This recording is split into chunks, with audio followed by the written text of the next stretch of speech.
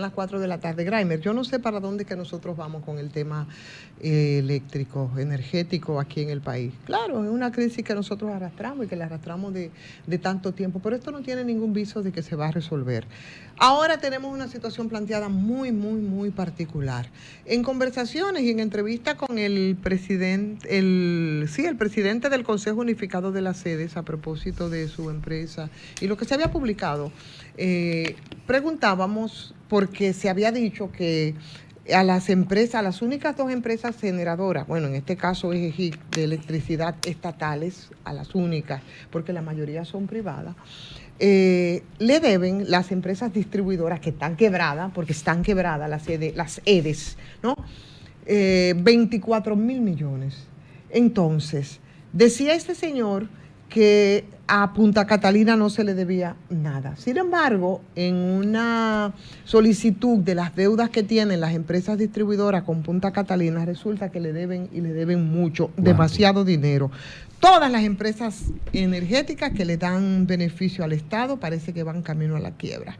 Cuando llegan a la bancarrota, yo no sé qué es lo que va a pasar, o yo no sé si es que la llevan como caña para el ingenio para después privatizar. Lo que se decía era que Edenorte, Edesur y Edeeste le debían a la empresa, a EGIC, 18 mil millones de pesos a la empresa de transmisión. Las 3 EDES. Sí, a las empresas de transmisión, a ETED, 18 mil a eso, a ETED 5.500 millones. La primera venta de las sedes de energía, la segunda por la transmisión, porque una vende, otra es la que es para la transmisión. Entonces, la Punta Catalina es a Punta Catalina, de la que el señor Celso Marrancini es su vicepresidente ejecutivo de su consejo de administración, pero además es el vicepresidente del gabinete eléctrico y, por supuesto, es el administrador de Punta Catalina, AESA. Y el señor Celso me había dicho a mí en una entrevista que no tenían deuda las empresas distribuidoras con Punta Catalina. Edenorte le adeuda 80 millones de dólares al mes de septiembre. Edesur le adeuda 57 millones de dólares y Edeeste le adeuda 76 millones de dólares. O sea que entre las 3 empresas distribuidoras de electricidad le deben a Punta Catalina 214 millones. Pero eso hay que traducirlo en pesos para que lo entiendan.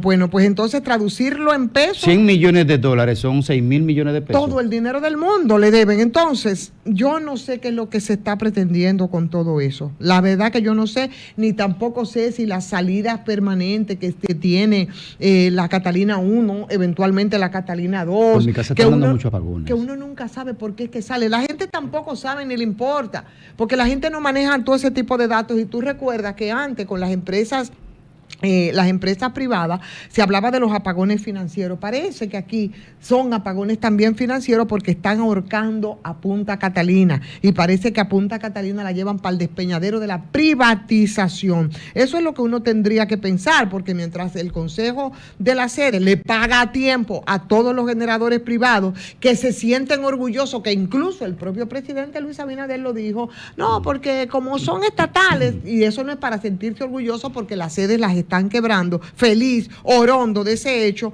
Señores, a las empresas eléctricas que son al 100 estatal, le deben sumas millonarias, y quiero que sepa que esa es una cifra que la sirvió en la propia Punta Catalina a través de la oficina, ¿cómo es que se llama? Por la que tú tienes que pedirle, bueno, entonces EGIC y ETEC a junio del 2024 se le debían 23.500 millones de pesos. Punta Catalina, que es una empresa que ya sabemos que el administrador es el presidente del consejo y todo lo que tú quieras, es el zar ahora mismo estatal del sector eléctrico. Las 3 distribuidoras le deben 214 millones. Deuda que según la certificación emitida por la misma empresa generadora Punta Catalina se ha acumulado en este periodo de gobierno del 2020 a septiembre del 2024. ¿Y cómo una gente puede acumular un desastre financiero, tanto poder de tener el monopolio de la fuerza generadora eléctrica o administradora eléctrica, la EDE completa, y Punta Catalina, y vicepresidente ejecutivo del Gabinete Eléctrico, y presidente del Consejo Unificado. Y con su empresa privada Y vinculada al entonces tiene sector. Multiquímica. ¿Cómo es la otra? Multiparque, no. Multiparque. Multiparque. Pero es de Multiquímica también. Sí, pero ahí tiene que atender lo que eso. pasa es que en Multiquímica, cuando él la... Eso no era de plástico. No, cuando él tenía Multiquímica, que entonces a través de Multiquímica, de manera ilegal, él también era un cliente no regulado de EDESUR. Y entonces lo sometieron a la legalidad y ahí fue cuando se fundó Multiparque, que puede ser legal. Ok. Lo que no es legal es que esa empresa, siendo él el propietario y siendo Haga el más, negocio. haga negocio Con lo mismo que como- la ministra. Claro. Entonces eso no es posible. Ahora, yo lo que Claro. pregunto es cómo este hombre es capaz de llevar todo el control de las empresas de electricidad, más todo el control de sus empresas privadas, que son las que conocemos. Claro. Porque hay otras que, como cuando yo tenga la certificación exacta de un barco que suena por ahí, entonces vamos a decir los datos precisos.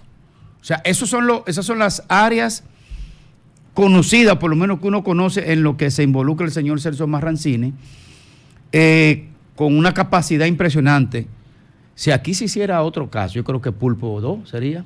Bueno, Pulpo 2 sería, porque ¿cómo puede atentar tantos casos, tantos calderos al mismo tiempo? Pero Entonces, además, él dijo en su cuenta de Twitter que él se iba a poner de pie, que él esperaba de pie todos los ataques que le vendrían. No, pero que lo peor no ha llegado en términos del sector eléctrico, pero que no es un asunto de eso, es un Pero problema ¿cuánto es de que hay conflictos de interés. Sí, pero pero- además, lo que yo no entiendo, cómo es que es tan bendecido este señor en todos los gobiernos, con un perfil, porque cuando él fue vicepresidente ejecutivo de la CDE, señores, aquí el tema del subsidio se elevó por las nubes. ¿De cuánto es O sea, de cuánto es este año? Bueno, En miles de se dólares, dice que ¿cuántos son? podría llegar a los 2.000 millones De dólares. Podría llegar, está en los 1.700 y algo, casi 1.800. 1.000 millones son Y cuando 60.000 aquí- millones de pesos, son 120 Señores, mil millones de pesos entonces, que estamos hablando. Aquí se ha hecho demasiado fiesta con el sector eléctrico, porque cuando aquí se capitalizó, aquí el subsidio al sector era de 210, 205 millones, y siempre como antes como ahora, que siempre ha dado para la corrupción, porque siempre ha dado para la corrupción.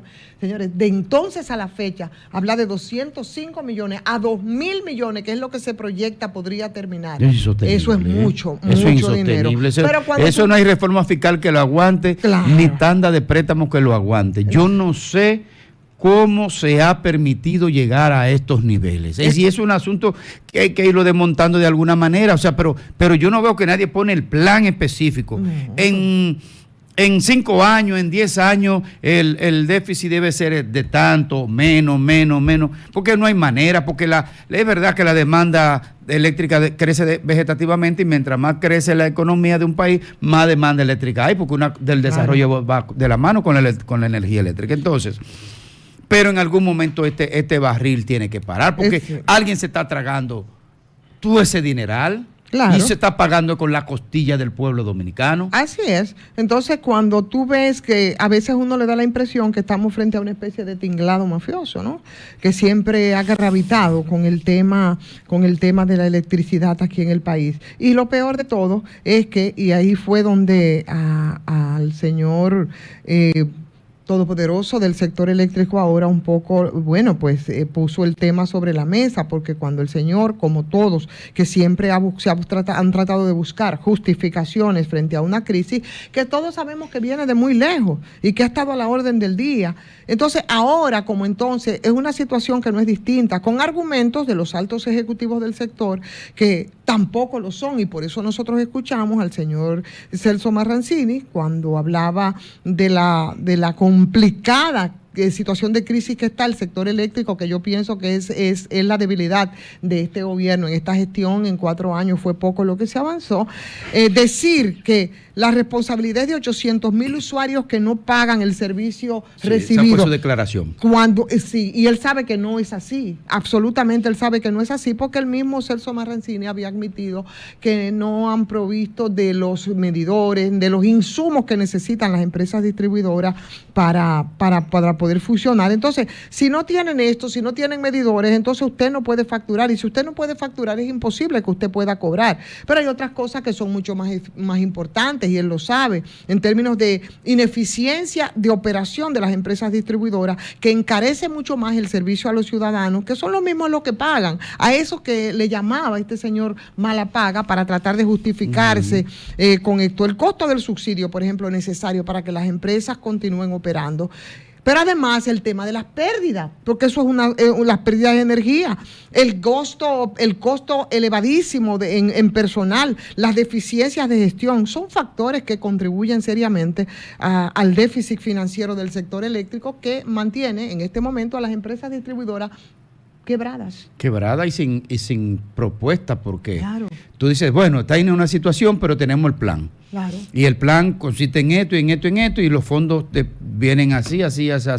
Pero se están deteriorando cada vez más las 3 EDES, principalmente la EDE Este. Sí. Y encima de eso no hay un plan, no hay recursos, y quien está al frente de todo eso, todas las veces que ha administrado el sector eléctrico, es un sector que quiebra. Un desastre. Que quiebra. Así es. Quiebra el sector, pero sus empresas no. Así es. Qué raro, ¿eh? Para que sepa. Entonces esas son de las cosas que yo no sé si son legales, pero lo que yo sí sé es que son indecentes, son inmorales, son poco éticas y por supuesto que plantean serios conflictos de intereses, pero aquí no pasa nada, Derek.